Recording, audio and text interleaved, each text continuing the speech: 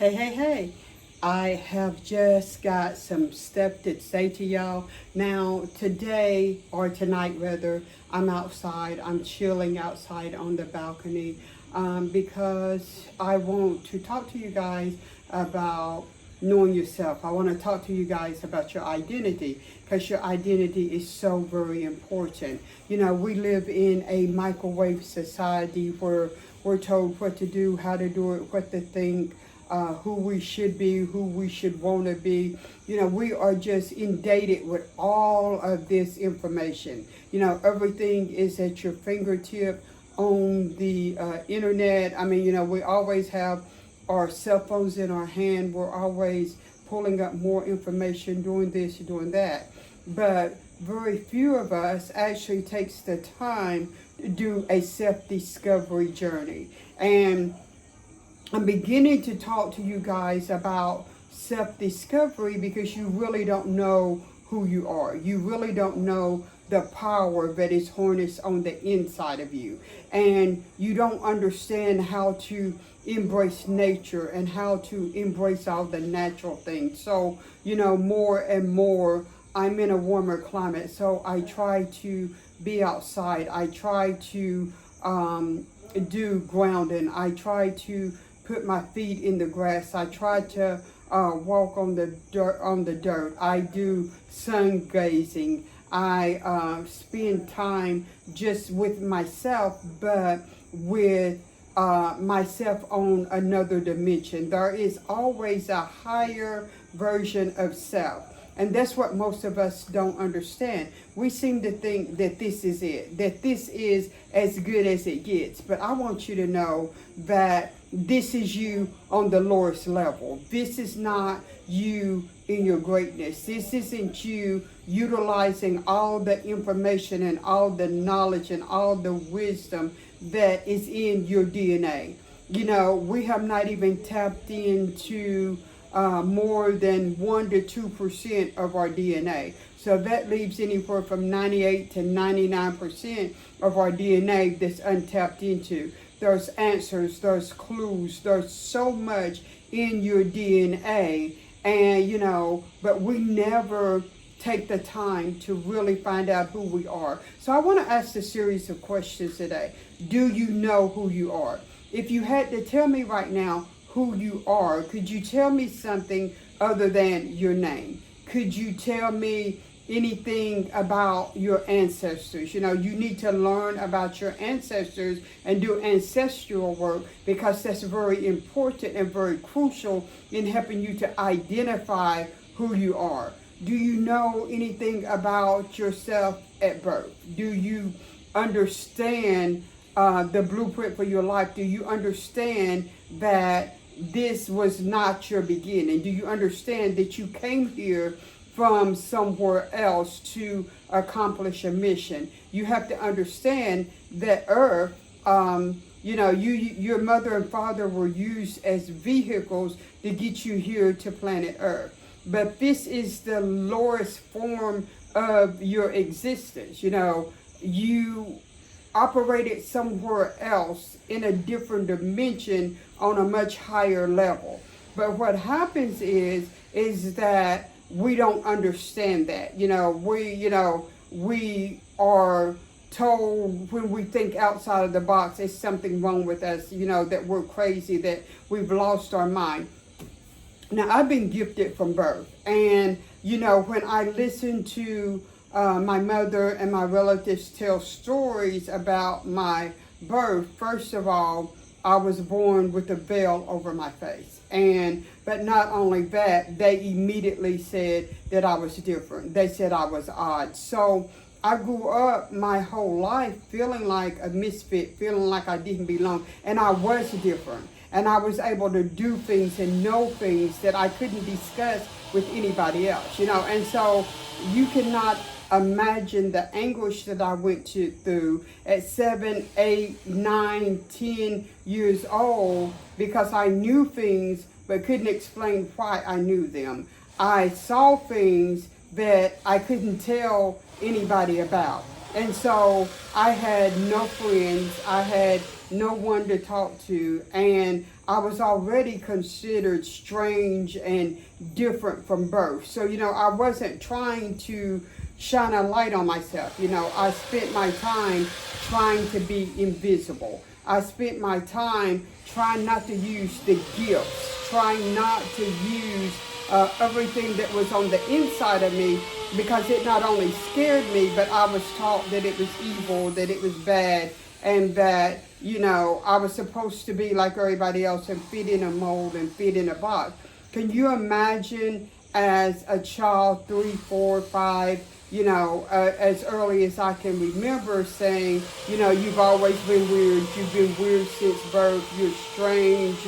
Now, don't misunderstand me. I'm not saying that I wasn't loved. I was just misunderstood. And I was misunderstood because I was different, because I knew that there was more to life than what was meeting the eye. So I was always asking questions. Well, why? That doesn't make sense. That's not logical. Well, but this is the way it really is. So I always had a question. I always had a comment, but it was because I was gifted. It was because at an early age, I tapped into another dimension. I tapped into the Sheila from another dimension. But the thing about that is that growing up, if you don't have anyone to lead you, guide you, and kind of like talk to you, I mean, you grow up feeling like, I'm crazy.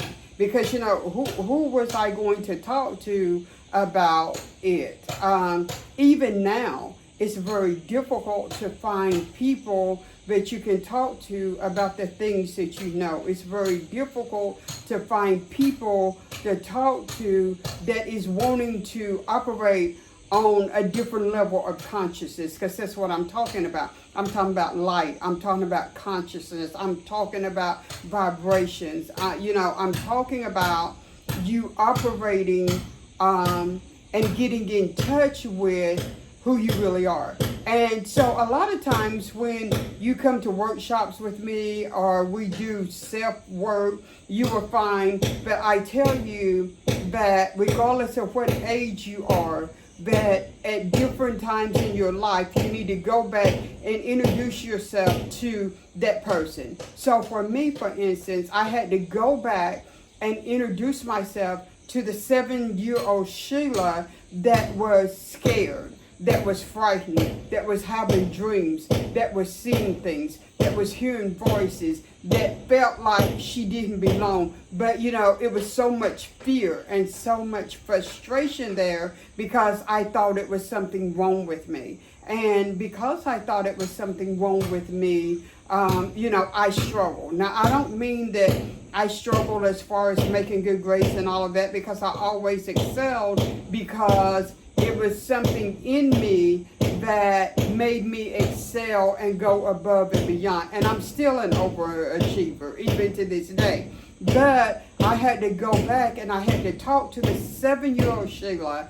And I was much older when I went back to talk to the 7-year-old Sheila. And I told her it's okay, because you didn't know what to do with the visions. You didn't know what to do with the voices that you was hearing. You had no one to talk to. And at that time, if you would have voiced out everything that was going on, you would have been thought to be insane. You would have, they were already saying that you was a misfit. They were already saying that you was weird. They were already saying that you was strange. They was already saying that you didn't fit in and that you need to try to act like everybody else and that you need to try to fit in. But how can you try to fit in when that's not who you are? And so, like a lot of things that other young people was doing, I never had the desire to do any of them because I was always seeing something else. I was always feeling something else.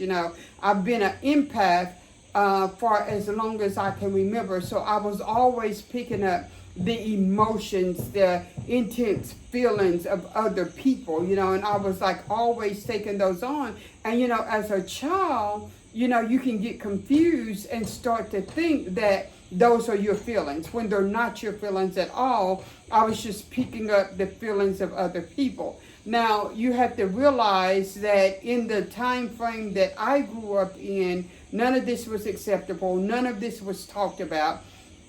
In today's age of modern technology and information being at your fingertip and all of that, it's a little more acceptable. I mean, in some places it's still frowned upon and some people still don't understand it, but you have more people that's willing to come forward and say, you know what, I see things, I have visions, I have dreams. I mean, I would have a dream or a vision and it would come to pass. And so I was scared to tell anyone. And so a lot of times it was like deja vu for me. And so I started training myself not to sleep a lot because I always had a dream. I always had a vision. And my dreams and my visions were so strong. Well, then I started meditating. And when I started meditating,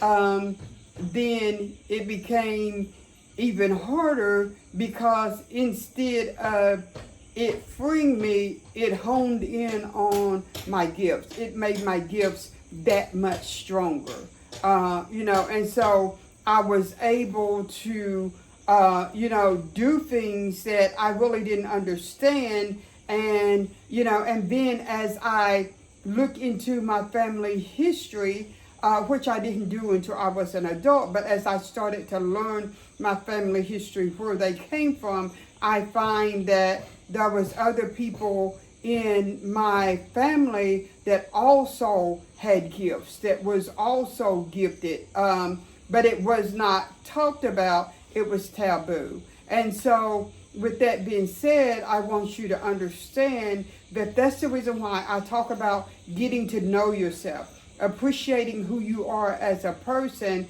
and regardless to you being different, regardless to nobody understanding, you need to dig deep. You need to ask yourself the right questions. I will tell anybody, meditation is so, so valuable because it allows you to get in touch with yourself, but not only yourself, it allows you to free your mind of the clutter of the world. It allows you to communicate on a different level of consciousness. And as you develop in it and as you get better, you're able to actually have a communication with others in a different dimension, on a different plane. And it's remarkable. A lot of times, you have to realize that when you go into meditation, you go in seeking an answer and you come out with the solution to the answer that you went in seeking. There's so much that I can't just tell you all of it at the same time. But I just wanted to take this time on tonight because I'm not doing this recording at my normal time. As you can see, it's the night sky behind me, which I love. I want you guys to learn to appreciate the sky. I want you guys to learn to appreciate the grass and the trees. I want you guys to be able to appreciate the wind. I love the wind. I love the fire. I love, there's so much about nature that I love. And I'll tell you this before I go, but I just want to encourage you guys to be true to who you are. There's so much more to you than what they have told you. And that's what I want you to understand. And you may feel different and you might feel like a misfit, but you need to understand that you were never created to fit in. You were created to stand out, and you were created for greatness. And so it's time for us to tap in to the inner you and get those strengths, those talents, and those gifts, so that you can start operating in the fullness of your life and you can live your best life now. But I wanted to share with you guys because it's a journey and we are to help each other along this journey. And sometimes I'll have a piece of the puzzle and sometimes you might have a piece of the puzzle. But when we put it all together, we get a full, complete picture.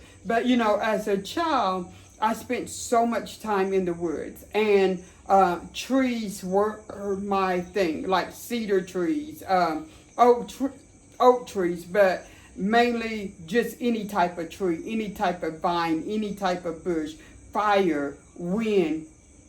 All of this was so very important in my youth and in my childhood. And so when we were from like a big family, and my father was a Southern Baptist minister, and my mother, she fed and took care of people, and, they did what the community did in those days. And, he drove women to their doctor's appointments, and he was there for them, So back then, everybody's problem was everybody's problem, and it was like a close-knit community. But keep in mind that I grew up in this real small country town that nobody's never heard of. Population probably anywhere from 1,000 to 1,200. I'm not real sure back then. I think it's not much higher now. It's probably about 2,000 now. But anyway, but I spent all of my time